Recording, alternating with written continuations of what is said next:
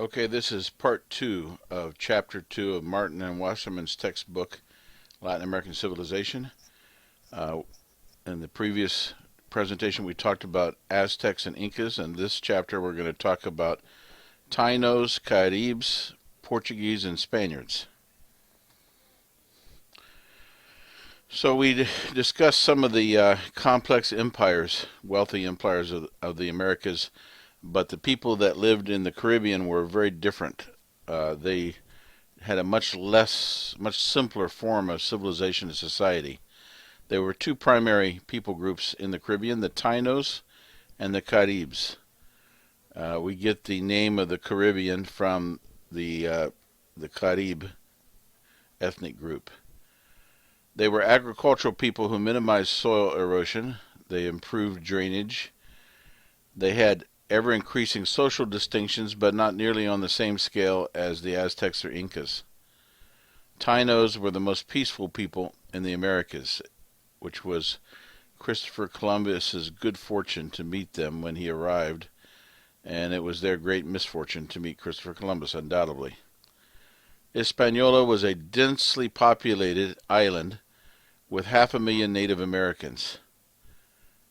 This is an island that now has two nations on it. It's divided between a French-speaking, Creole-speaking nation, Haiti, on the west side, and on the east side is the Dominican Republic, Spanish-speaking, for historical reasons that we'll go into later in this course. Interestingly, a much larger island, Cuba, only had about 50,000 inhabitants, and the same was true of Puerto Rico, about 50,000 inhabitants. I'm not really sure why Hispaniola was so densely populated while the other islands were less so. The Bahamas and Jamaica also had Taino Indian populations.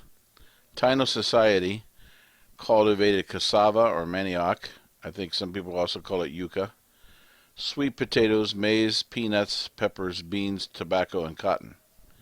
Men and some women were known as caciques, which means chief, and they ruled over one or sometimes several villages.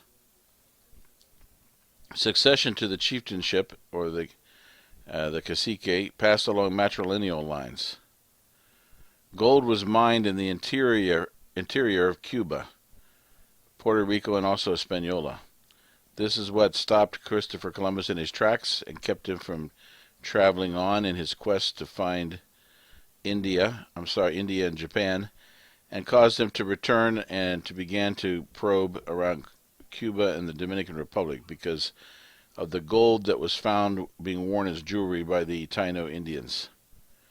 A few Taino words that entered into Spanish and also into English are canoa, hamaca, barbacoa, from which we get barbecue, and maíz, the Taino word for corn. The Caribs, on the other hand, were a very different group. They were in the Lesser Antilles, which means to the south towards Trinidad and Tobago and the South American continent, from Guadeloupe south to Martinique and Grenada. They were more socially primitive than the Tainos, but they were also more fiercely warlike. The men traveled in war canoes of up to 100 men, and the Caribs practiced ritual cannibalism. There's another indigenous group on the coastal edges of Brazil called the Tupis. The Tupis lived simply. Each village was self-sufficient. They were aggressive, and they also practiced cannibalism. It's interesting that the Jesuits had some conflicts with the Jesuits were missionaries to the Indians in Brazil, and their role was somewhat controversial, but some would say that they were the protectors of the Native Americans from the Brazilians and the Portuguese settlers. They had a good deal of conflict with the first bishop who was appointed to Brazil, and the irony is that his ship crashed off the coast of Brazil, and he was invited over for dinner by the Tupi Indians and eaten. So perished the first Catholic bishop in Brazil, perhaps because of his mistreatment of Jesuits. They showed the Tupis cultivated most of the same crops as the Tainos and Caribs. They also extracted a red dye from a tree that the Portuguese later called Brazil wood. They showed no interest in personal possessions, but painted themselves with black and red body paint.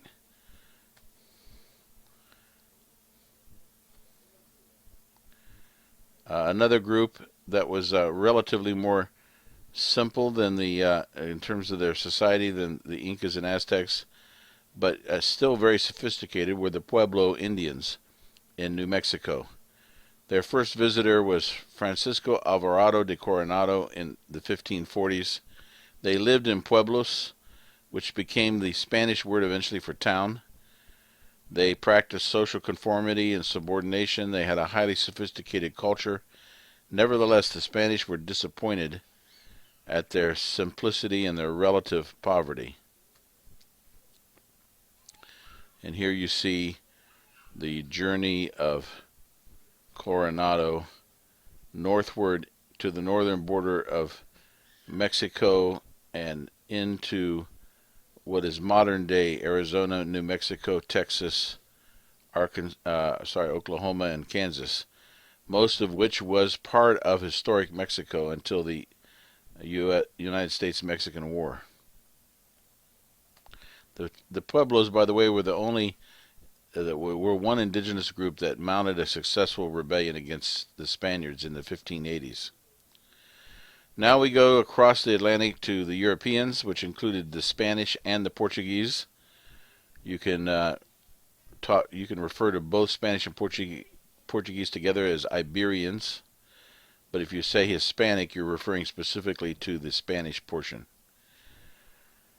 From 1100 to 800 BCE, Iberia was influenced by the Phoenicians, who were traders of the Mediterranean. They were also the founders of Carthage. They gave us the Phoenician alphabet, which formed the basis for Greek and Latin and other European languages. In 600 BCE, Greek traders appeared, followed not long after by the Carthaginians, who were descendants of the Phoenicians. The Romans began a conquest of Iberia in 218 BCE, mostly as a defensive reaction, a military reaction, to Carthaginian expansion. And so they decided to occupy Iberia and deny the Carthaginians the opportunity. The Romans renamed Iberia Hispania.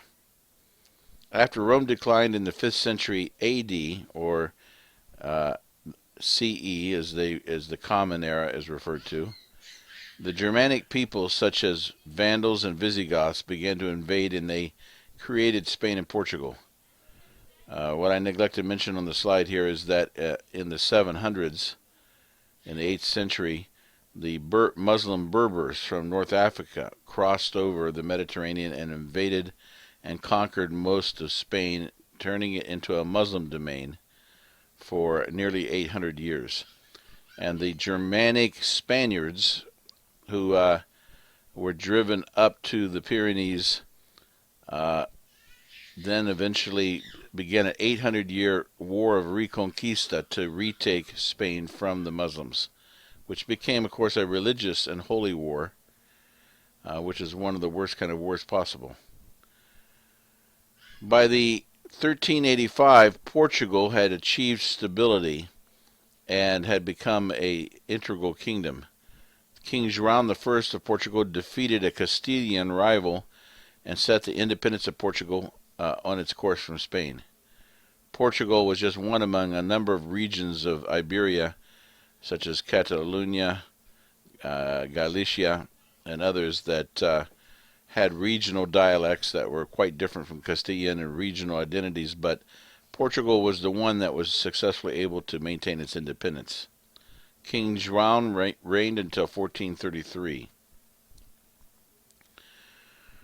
Around this same time, Spain began to experience a modern integration into a modern nation-state through the strategic marriage of Queen Isabella, the Queen of Castile and Leon, to Ferdinand, the heir of Aragon, Catalonia, and Valencia.